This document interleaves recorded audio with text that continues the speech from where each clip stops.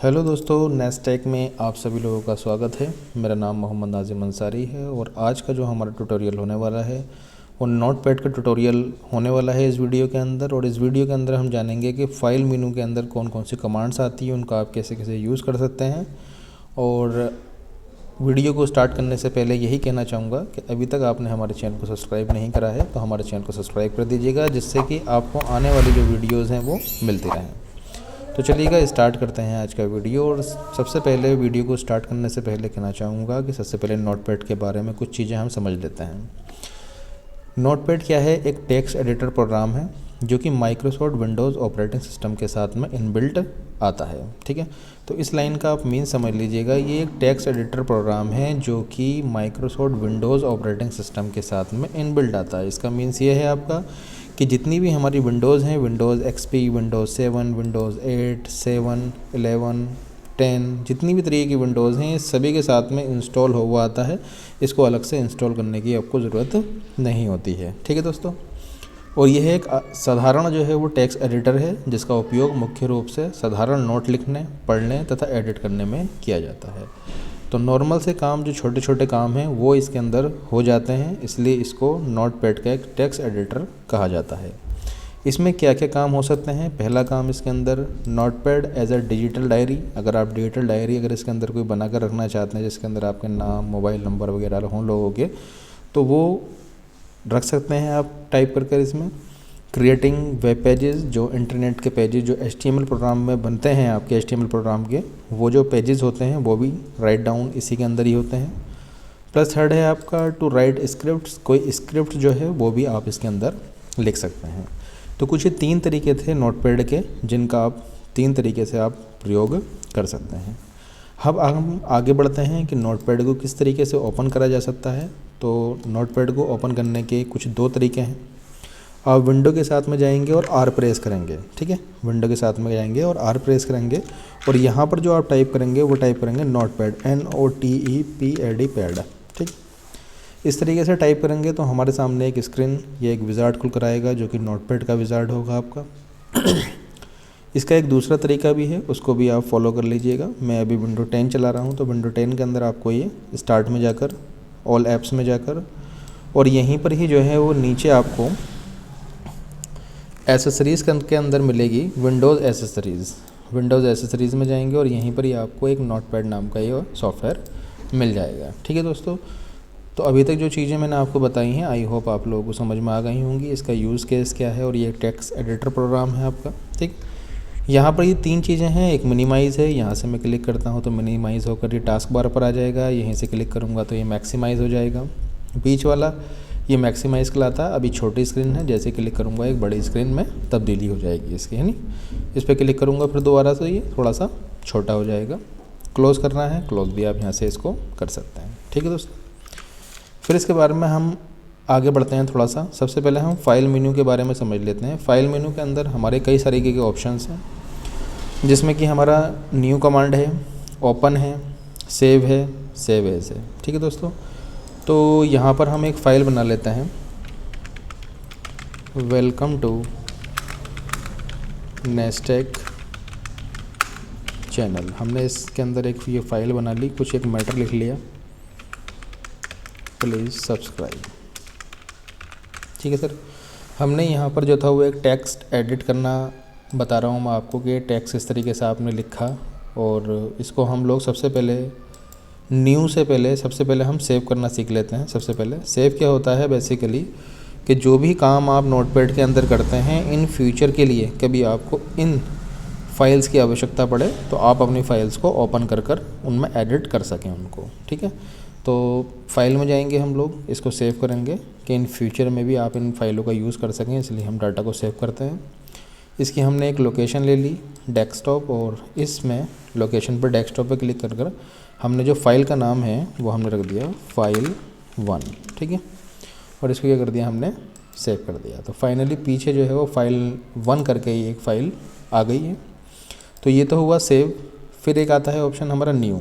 अगर मान लीजिए हमें नए पेज की आवश्यकता पड़ रही है तो हम क्या कर सकते हैं, न्यू पेज का इस्तेमाल कर सकते हैं। मैं इस पर क्लिक करूँगा तो हमारे पास में क्या आएगा, एक नया पेज आ जाएगा। ठीक है, तो सेव करना आपको समझ में आ गया है कि चीज़ें क्या होंगी, आप फाइलें सेव कर देंगे और इन फ्यूचर उन फाइलों को अगर आपको आवश्यकता होगी तो आप उसको ओपन कर सकते हैं। ओपन किस तरीके से करेंगे, आप फाइल में जाएंगे, ओपन करेंगे, ओपन में जाएंगे, डेस्कटॉप लोकेशन लेंगे आप और यहाँ पे फाइल नंबर 1 सेलेक्ट करेंगे एंड देन ओपन कर लेंगे। तो यही जो थी वो हमने मैटर लिखा था, welcome to Nestech channel, please subscribe. ठीक है दोस्तों, तो अभी आपको न्यू का समझ में आ गया हो, नए पेज के लिए होता है ओपन, कोई फाइल सेव हो भी होती है तो आप उसको ओपन कर सकते हैं। फाइल को सेव करना आपको पता है कि इन फ्यूचर के लिए भी आप उसको सेव रख सकते हैं। फिर आता है सेव एज। सेव एज क्या होता है कि इन दोनों में थोड़ा सा अंतर है। हमें क्या होता है, कभी कभार हमें सेव एज की आवश्यकता इसलिए पड़ती है कि अगर मान लीजिएगा इस फाइल के अंदर कुछ एडिट कर लिया हमने कुछ एडिट कर लिया, हम मान लीजिएगा इस फाइल के अंदर वो डाटा सेव नहीं करना चाहते, हम इसको किसी और नाम से भी सेव करना चाहते हैं, तो हम क्या करेंगे, सेव एज पे हमने क्लिक करा और इसको हमने कर दिया एडिट फाइल 1। ठीक है, तो हुआ क्या कि डाटा जो था वो हमारा एक ही जगह पर जो था, एक ही जगह से दूसरी जगह पर भी सेव हो गया।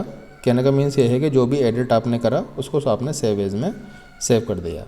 तो एक दूसरी भाषा में ये भी कह सकते हैं कि किसी एक डाटा को जो होते हैं वो एक जगह पर ही आप किसी दो नामों को या दो नामों की फ़ाइल से सेव करके रख सकते हैं। ठीक है दोस्तों, फिर फाइल में एक ऑप्शन आता है हमारा पेज सेटअप। ये प्रिंट आउट निकलने से पहले की प्रोसेस है। सबसे पहले हमने पेज को सेटअप करना होता है। मोस्टली केसेस में जो साइज़ है हमारे का, जो ये पेपर का साइज़ आ रहा है, ये मोस्टली A4 होना चाहिए, क्योंकि 95% केसेस में A4 साइज़ होता है हमारा। क्योंकि A4 का साइज़ आपको पता ही होगा, इसके बारे में मैं ज़्यादा बात नहीं करना चाहूँगा अभी। A4 साइज़ आप पेपर का साइज़ सेलेक्ट कर लेंगे। यहाँ से पेपर का ओरिएंटेशन है, अभी पोर्ट्रेट है, जैसे कि लैंडस्केप करना चाहें, अगर लेटा हुआ पेज चाहें इस तरीके से आप, तो वैसे प्रिंट आउट आप निकाल सकते हैं। तो फिलहाल मैं भी इसको पोर्ट्रेट कर रहा हूँ और इसको ओके कर रहा हूँ। ठीक, ये सेटिंग होने के बाद में फिर हमें इस डाटा का प्रिंट आउट चाहिए होता है, तो हम क्या करेंगे, प्रिंट आउट वाली कमांड पर जाएंगे और यहाँ से हम क्या करेंगे, किसी भी प्रिंटर को हम सेलेक्ट कर लेंगे जिससे प्रिंट आउट हम चाहते हैं। जैसे कि मेरे पास में यहाँ पर 2 प्रिंटर हैं, एप्सन L210 या फिर हाउलेट पैकर्ड मतलब HP का लेज़र जेट M1005 भी है मेरे पास में, तो मैं इसको सेलेक्ट करूँगा। मान लीजिएगा मुझे इससे प्रिंट आउट चाहिए तो, और अगर मुझे इससे प्रिंट आउट चाहिए होता है L210 से, तो मैं L210 को सेलेक्ट करूँगा और यहाँ से अप्लाई कर और सीधे मैं प्रिंट आउट इसका निकाल दूँगा। अगर अप्लाई ना भी करूँ तो डायरेक्टली भी मैं प्रिंट आउट निकाल सकता हूँ।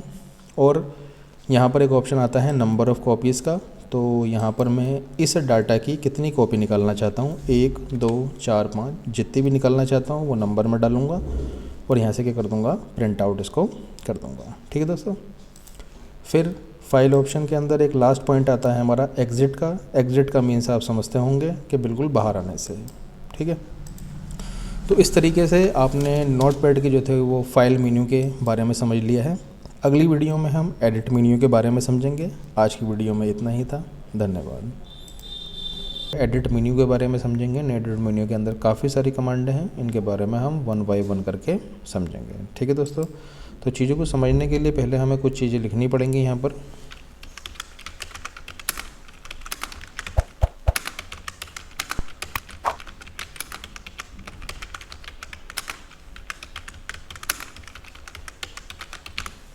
ठीक है दोस्तों, तो हमने यहाँ पर कुछ ही लाइन लिख ली है कि welcome to Nestech channel, please channel and welcome, please subscribe my channel. ठीक है दोस्तों, तो हमने यहाँ पर एक लाइन यहाँ पर लिख ली है और लिखने के साथ साथ ये भी कहना चाहते हैं कि अगर अभी तक आपने हमारे चैनल को सब्सक्राइब नहीं करा है तो हमारे चैनल को सब्सक्राइब कर दीजिए दोस्तों।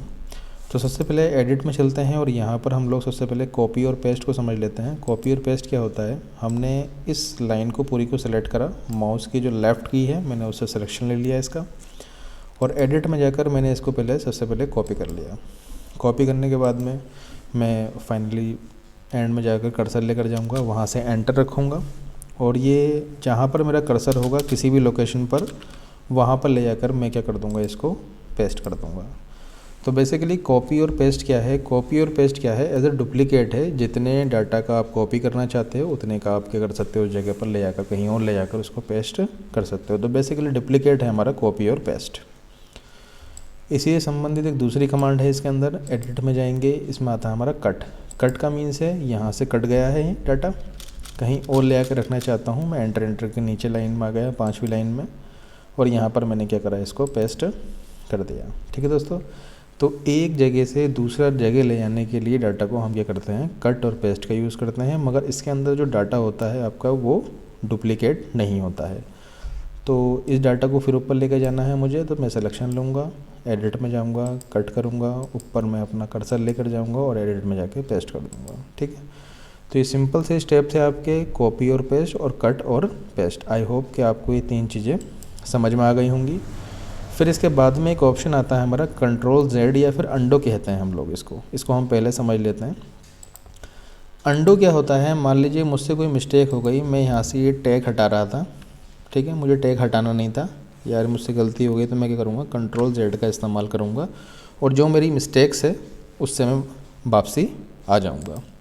जो मिस्टेक से रिकवर करने के लिए हम अंडो का यूज़ करते हैं।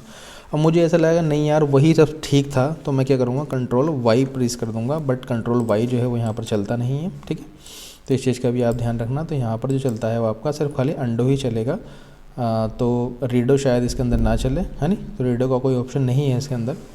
और बाकी जो सॉफ्टवेयर होते हैं उनके अंदर रीडो का भी ऑप्शन है, बट सिर्फ खाली यहाँ पर अंडो का ऑप्शन है। अगर कोई मिस्टेक हो गई है तो उससे आप बाहर आ सकते हैं, है नहीं। तो ये अंडो कंट्रोल Z कहलाती है। फिर एक कमांड होती है यहाँ पर डिलीट की कमांड। डिलीट की किस लिए काम में आएगी, मान लीजिएगा मैंने इतने हिस्से को सिलेक्ट करा और यहाँ से एडिट में जाके मैं इसको डिलीट कर रहा हूँ, तो इतना जितना मैंने सिलेक्शन एरिया था वो मेरा डिलीट हो गया है। और डिलीट में कई सारे तरीके से कर सकता हूँ। कीबोर्ड के अंदर एक डिलीट की आती है, उससे भी डिलीट कर सकता हूँ। बैक स्पेस की आती है, बैक स्पेस की से भी डिलीट कर सकता हूँ। यहाँ पे स्पेस बार मार्कर भी डिलीट कर सकता हूँ सिलेक्शन लेने के बाद में। तो ये कई सारे तरीके हैं डिलीट को करने के। ठीक है, तो यहाँ से एडिट में जाके आप डिलीट कर सकते हैं। फिर आता है डाटा हमारा फाइंड। आपका फाइंड किस लिए होता है, हमारा फाइंड नेक्स्ट किस लिए होता है, रिप्लेस किस लिए होता है, इस चीज़ को हम समझ लेते हैं। सबसे पहले जो होते हैं वो हम फाइंड को समझ लेते हैं। ठीक है, तो फाइंड में क्या है हमारा, फाइंड का मीन्स अपना ढूंढने से है। एडिट में जाएंगे हम लोग, फाइंड पे क्लिक करा हमने, कोई चीज़ अगर हम फाइंड करना चाहते हैं, मान लीजिएगा मैं चाहता हूँ नेश कहाँ कहाँ लिखा हुआ है, NASH टाइप करा, तो मैंने इसको फाइंड नेक्स्ट करा तो यहाँ पर लिखा हुआ है। फिर फाइंड नेक्स्ट करा तो फिर यहाँ लिखा हुआ है, फिर फाइंड नेक्स्ट करा तो फिर यहाँ लिखा हुआ है। तो इस तरीके से कोई डाटा को, कोई टेक्स्ट को अगर आप फाइंड करना चाहते हैं तो ईजिली आप यहाँ से फाइंड कर सकते हैं। फाइंड के मीन्स बेसिकली ढूंढने से हैं हमारे। ठीक है, तो किसी टेक्स्ट डाटा को अगर आप ढूंढना चाहें तो यहाँ से फाइंड कर आप इसको ढूंढ कर सकते हैं। फिर एक ऑप्शन आता है फाइंड नेक्स्ट। फाइंड नेक्स्ट क्या है, जो डाटा हमने टेक्स्ट फाइंड करने के लिए यहाँ डाला था फाइंड में, तो इसी को ही ये फाइंड करता रहेगा। लिए इसके लिए शॉर्टकट तरीके भी है आपका, F3 दबाते रहेंगे तो जब तक वो फाइंड करता रहेगा जब तक कि वो लास्ट वर्ड ना आ जाए। ठीक है, तो यहाँ आने के बाद में आके नेक्स्ट टैग या नेक्स कहीं नहीं लिखा हुआ है आपका, तो कैन नॉट फाइंड नेक्स्ट दिखा रहा है आपका। ठीक है, तो ये फाइंड था और ये फाइंड नेक्स्ट था हमारा। फिर इसके बाद में आता है हमारा रिप्लेस।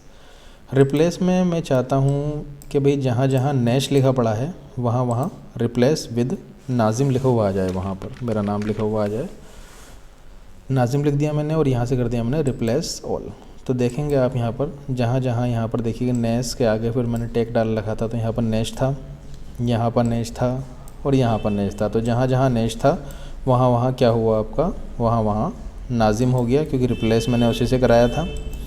फिर इसको भी मैं चेंज कर सकता हूँ। रिप्लेस में जाने के बाद में मैं फाइंड जो करूँगा वो ऊपर नाजिम मतलब अपने नाम को करूँगा जो इस डाटा के अंदर है, और यहाँ पर क्या लिख दूँगा, मैं नेक्स्ट लिख दूँगा। ठीक, रिप्लेस ऑल कर दूंगा तो एक ही बार में जो है वो सारा डाटा जो होगा वो रिप्लेस हो जाएगा। ये कमांड जो है वो कई फिल्मों के अंदर पहले भी चल चुकी है।